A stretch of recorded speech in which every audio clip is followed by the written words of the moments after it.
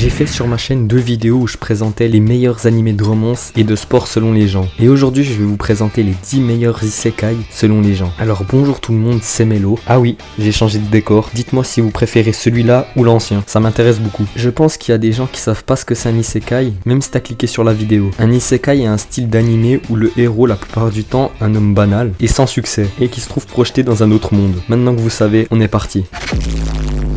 À la 10e place, on a The Devil is a Part-Timer, cas pour genre comédie, fantasy, romance, shonen. Et c'est sorti en 2013.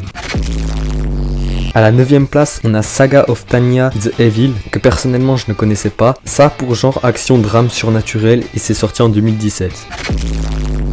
À la 8e place, un isekai que beaucoup de gens ont vu, Mushoku Tensei, cas pour genre action, aventure, comédie, drame, fantasy, romance, seinen. Et c'est sorti en 2021.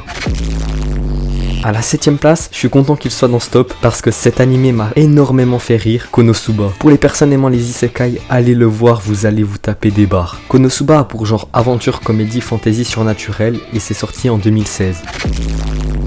À la 6e place, on a un animé à ne pas regarder avant 12 ans, No Game No Life. L'animé a pour genre aventure, comédie, ecchi, fantasy et c'est sorti en 2014. On entre dans le top 5 avec Overlord, cas pour genre action, aventure, fantasy, science-fiction, seinen. Et c'est sorti en 2015.